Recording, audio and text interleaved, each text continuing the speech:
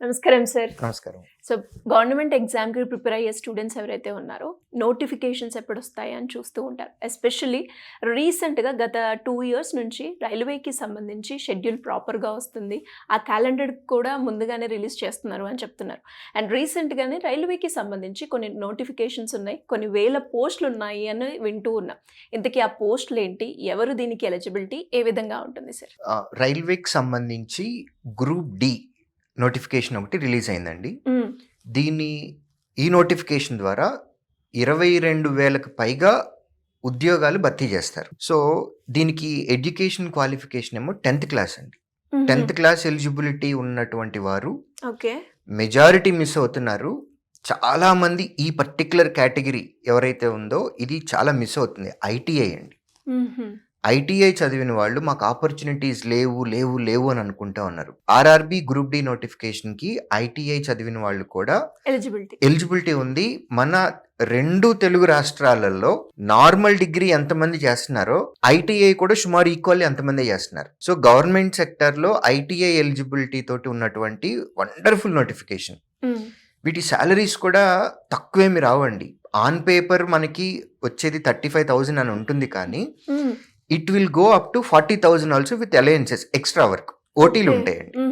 Railway department లో చాలా మందికి ఆన్ పేపర్ ఉన్న దానికంటే ఎక్కువ శాలరీ వస్తుంది. అలా కూడా మనం సంపాదించుకోవచ్చు రైల్వేలో. ఎందుకంటే ఓటీ ఉంటుందండి. మీకు ఎగ్జాంపుల్ చెప్తానండి, ఇది గ్రూప్ డి రిలేటెడ్ కాదు, జస్ట్ అన్ ఎగ్జాంపుల్ చెప్తున్నాను. లోకో పైలట్ ఉన్నారు, అసిస్టెంట్ లోకో పైలట్ ఉన్నారు. ట్రైన్ సికింద్రాబాద్ స్టేషన్ నుంచి స్టార్ట్ అయింది. ఓకే, 8 hours డ్యూటీ అని అనుకుందాం. 8 hours డ్యూటీ అయిపోయిన వెంటనే ట్రైన్ ని ట్రాక్ మీద ఆపేసేసి నా డ్యూటీ అయిపోయిందని దిగలేరు కదండి. డెస్టినేషన్ కంపల్సరీగా తీసుకెళ్ళాలి. సో ఈ 8 hours తర్వాత దాటిన అవర్స్ టైం ఏదైతే ఉంటుందో దాని అంతటికి కూడా ఓటీ వచ్చేస్తుంది, over time payment. Very nice. So railway department లో వర్క్ లైఫ్ బ్యాలెన్స్ కూడా అలానే ఉంటుందండి. సో ఆబ్వియస్లీ షిఫ్ట్లు ఉంటాయి, నైట్ షిఫ్ట్ ఉంటుంది. Because railway is very important for India and Indians. మనకి ప్యాసింజర్స్ ని మనం ట్రావెల్ కరెక్ట్ గా తీసుకెళ్ళాలి అని అంటే రైల్వే స్టేషన్ దగ్గర నుంచి మొదలుపెట్టి ట్రాక్ మెన్ దగ్గర నుంచి మొదలుపెట్టి చాలా సేఫ్ గా తీయాలి. 24 hours వర్క్ చేయాలి. సో అందులో ఉన్న ఎంప్లాయీస్ కాబట్టి వర్క్ లైఫ్ బ్యాలెన్స్ కొంచెం అటు ఇటుగా ఉంటుంది, but still they get very good amount. And at the same time railway department వారి ఎంప్లాయీస్కి ఇచ్చే బెనిఫిట్స్ కూడా అలానే ఉంటాయండి. ఎలాంటివి ఉంటాయి సార్ బెనిఫిట్స్ అన్నారు కాబట్టి? జస్ట్ ఎగ్జాంపుల్ చెప్తానండి. ఒక హ్యూమన్కి కావాల్సింది ఫుడ్, ట్రావెల్, హెల్త్, షెల్టర్ కూడా. షెల్టర్కి వాళ్ళ క్వార్టర్స్ ఉంటాయి, రైల్వే క్వార్టర్స్ ఉంటాయి. హాస్పిటల్స్, ఇండియాలో one of the best health care railway hospitals ఉంటాయి.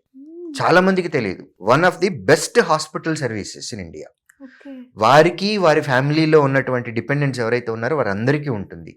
తర్వాత ట్రావెల్, ఇయర్లీ 2 times 1 time కేటగిరీని బట్టి, అంటే వారి పోస్ట్ యొక్క ఇంపార్టెన్స్ని బట్టి ఫ్యామిలీ మొత్తానికి అది స్లీపర్ క్లాసా లేకపోతే ఏసీ 3 టైరా ఏసీ 2 టైరా అనేది మన పొజిషన్ని బట్టి వస్తుంది కేటగిరీ అనేది. ఈ ట్రావెల్కి కూడా ఫ్రీగా చేయొచ్చు. తర్వాత డెస్టినేషన్కి వెళ్ళిన తర్వాత అక్కడ కూడా గెస్ట్ హౌసెస్ ఉంటాయి. ఇటువంటి బెనిఫిట్స్ అన్నీ కూడా రైల్వే డిపార్ట్మెంట్ ఎంప్లాయీస్కి ఇస్తుంది. ది బెస్ట్ ఉంటుంది అసలు. కాకపోతే ఒక్కటే నైట్ షిఫ్ట్లు కొన్ని ఉంటాయి, కొంచెం ఓవర్ టైం పని చేస్తాము అని అనేది ఉంటుంది. ఓవర్ టైం పని చేస్తే దాని నుంచి వచ్చే బెనిఫిట్స్ కూడా అలానే ఉంటాయి. So 10th class and ITI, national apprenticeship certificate అనేది ఇంకో కోర్స్ ఉంటుందండి. చాలా మందికి తెలియదు కూడా. అది కంప్లీట్ చేసిన వాళ్ళు కూడా ఈ నోటిఫికేషన్కి అప్లై చేయొచ్చు. మొత్తం ఇండియా మొత్తం జోన్ వైజ్ గా రిక్రూట్మెంట్ ఉంటుంది. మనకి సౌత్ సెంట్రల్ రైల్వే ఉంది, ఏపీ తెలంగాణకి. ఏపీకి కొత్త జోన్ అలాట్ అయింది, బట్ అఫీషియల్ రిక్రూట్మెంట్ స్టార్ట్ అవుతుంది. మనకి సౌత్ సెంట్రల్ రైల్వేకి ఈ జోన్కి కొన్ని పోస్టులు అనేవి అలొకేట్ అవుతాయి. సో అలా ఇండియాలో ఉన్న అన్ని జోన్స్ కలిపితే మోర్ దాన్ 22,000 వేకెన్సీస్ ఉన్నాయి with 10th class eligibility. And age 18 సంవత్సరాలు మినిమం.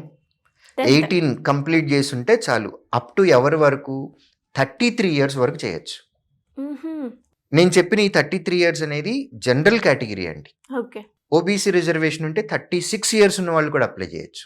ఎస్సీ లేదా ఎస్టీ రిజర్వేషన్ ఉన్నట్లయితే 38 years వాళ్ళు కూడా అప్లై చేయొచ్చు. 10th eligibility, minimum age 18 years, maximum up to 33 years for regular general category. And salaries కూడా బ్రహ్మాండంగా ఉంటాయి. ఇంకొకటి పే రివిజన్ ఒకటి పెండింగ్లో ఉందండి ఇప్పుడు. ఇన్ కేస్ ఆ పే రివిజన్ కూడా కంప్లీట్ అయిపోతే it will go up to 45,000 to 50,000 per month. Entry level నేను చెప్పింది. నేను చెప్పేది ఎంట్రీ లెవెలే. తర్వాత డిపార్ట్మెంటల్ ఎగ్జామ్స్ ఉంటాయి, వాటన్నిటిని క్లియర్ చేసుకుంటూ వెళ్తా ఉంటే పే స్కేల్ కూడా అదే విధంగా పెరుగుతూ ఉంటుంది.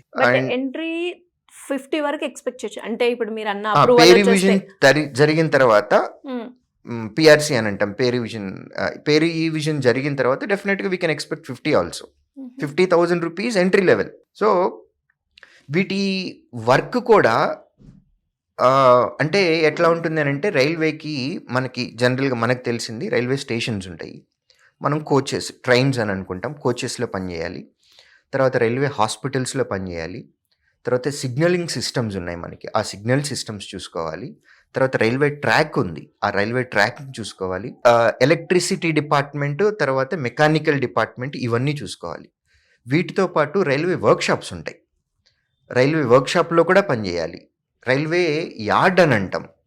ఇప్పుడు తెలంగాణలో యార్డ్ అని అంటే మౌలాలీలో ఉందండి. Yard is a place where you park all trains. ఎక్కువగా ఉన్నటువంటి ట్రైన్స్ ఏవైతే ఉన్నాయో వాటన్నిటిని పార్క్ చేసేది. అదే ఆంధ్రప్రదేశ్లో అయితే గుంతకల్లో ఉంది. సో ఆ యార్డుల్లో కూడా పనిచేయాలి. సో బాగుంటుంది వర్క్ డెఫినెట్గా 10th క్లాస్ ఎలిజిబిలిటీ తోటి. దీనిలో మనకి ఉన్నటువంటి ఒకే ఒక్క ఇది ప్రాసెస్ ఏంటి అని అంటే, మనము ఆన్లైన్లో అప్లికేషన్ చేయాలండి. దీనికి డబ్బులు పే చేస్తాం, ఆ డబ్బులు కూడా మళ్ళీ రిటర్న్ వస్తాయి. డబ్బులు రిటర్న్ ఇచ్చేస్తారు, provided you should write the exam. మీరు ఎగ్జామ్ రాయటానికి మీ ఊరు నుంచి వేరే ఊరికి వెళ్ళాలి, ఆ వెళ్ళేది ట్రైన్లో బుక్ చేసుకుంటే ఆ ట్రైన్ టికెట్ డబ్బులు కూడా వెనక్కి వస్తాయి. సో మీకు రైల్వే ఎగ్జామ్లో ఉండేటటువంటి biggest advantage for specially rural background people, గ్రామీణ యువత ఎవరైతే ఉన్నారో వీళ్ళందరికీ ఫీలింగ్ ఏంటి అని అంటే, నాకు ఇంగ్లీష్ రాదు. రైల్వే నోటిఫికేషన్లో ఇంగ్లీష్కి సంబంధించి ఒక క్వశ్చన్ ఉండదు. ఇది ఒక పెద్ద అడ్వాంటేజ్, బిగ్గెస్ట్ అడ్వాంటేజ్. 2, ప్రతి క్వశ్చన్ని మీరు తెలుగులో చూసుకోవచ్చు. మీరు లాంగ్వేజ్ మీరే సెలెక్ట్ చేసుకోవచ్చు. మీరు ఇంగ్లీష్లో చదవాలి అని అనుకుంటే ఇంగ్లీష్ పెట్టుకోవచ్చు, మీరు తెలుగులో క్వశ్చన్ చదవాలి అని అనుకుంటే తెలుగు సెలెక్ట్ చేసుకోవచ్చు. దీనికి ఇలా ఉంటుందా సార్ మనకి? లేదండి, ఇప్పుడు స్టాఫ్ సెలక్షన్ కమిషన్ కండక్ట్ చేసేటటువంటి ఎగ్జామ్స్లో కూడా అలానే ఉంది. బ్యాంకింగ్ ఇండస్ట్రీకి సంబంధించి క్లరికల్ ఎగ్జామ్స్ ఏవైతే ఉన్నాయో వాటిల్లో కూడా తెలుగులో కూడా చూసుకోవచ్చు.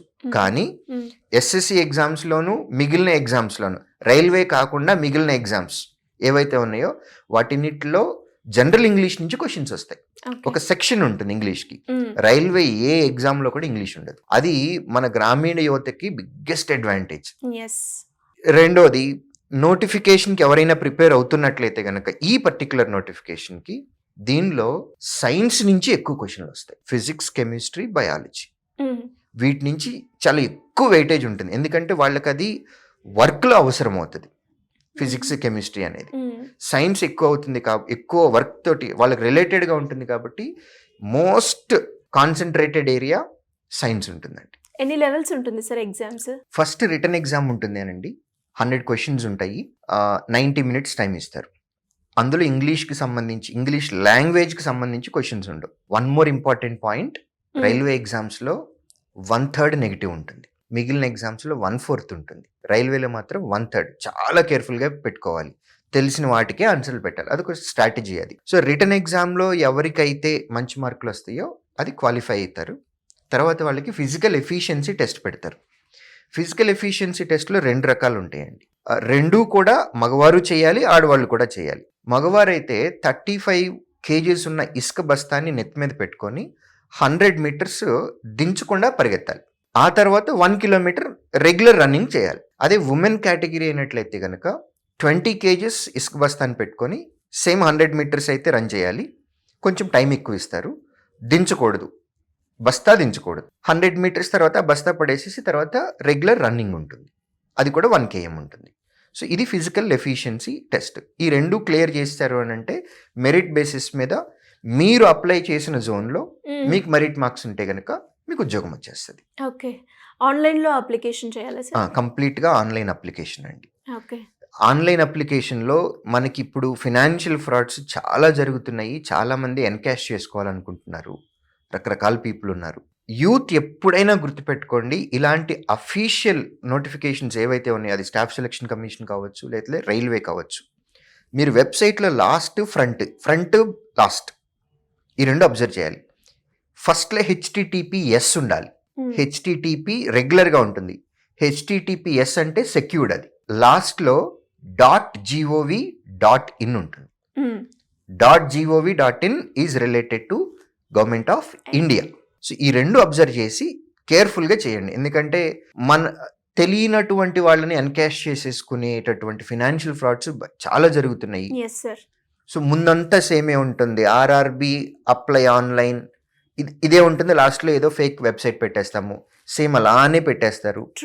మనం అప్లై చేస్తాము, మనం నిజంగా అప్లై చేసాము అని అనుకుంటాం, కానీ మన డబ్బులు వేరే ఎవరికో ఫ్రాడ్ వాడికి వెళ్ళిపోయినాయి. సో మళ్ళీ నోటిఫికేషన్ వెయిట్ చేయాలి అని అంటే మళ్ళీ 1 year వెయిట్ చేయాలి. సో కొంచెం కేర్ఫుల్గా, మనం అందరం చదువుకున్న వాళ్ళం కాబట్టి కొంచెం కేర్ఫుల్గా అబ్జర్వ్ చేసుకుంటే మంచిగా ఉంటుంది. Great information sir. మీరు అన్నట్టుగానే అంటే ప్రాసెస్ చేసేటప్పుడైనా, ఎగ్జామ్ రాసేటప్పుడైనా ఈ 1 year మనకి ఏ చిన్న మిస్టేక్ చేసినా ఆగిపోయేలాగా చేస్తూ ఉంటుంది. అలా కాకుండా ఉండడానికి అండ్ ఎస్పెషల్లీ ఎవరైనా కూడా ఇంకా గవర్నమెంట్ ఎగ్జామ్కి ప్రిపేర్ అవ్వాలి అనుకునే వాళ్ళు శ్రీధర్ సిసిలో జాయిన్ అవ్వాలి అంటే ఏ విధంగా ఉంటుందంటారు? ఏపీ తెలంగాణ మా ఆఫ్లైన్ సెంటర్స్కి విత్ పేరెంట్స్ వచ్చి మా టీమ్ని కన్సల్ట్ అవ్వచ్చండి, లేదా స్క్రీన్ మీద కనపడుతున్న ఈ నెంబర్కి కాంటాక్ట్ చేయొచ్చు. Thank you sir. Thank you so much.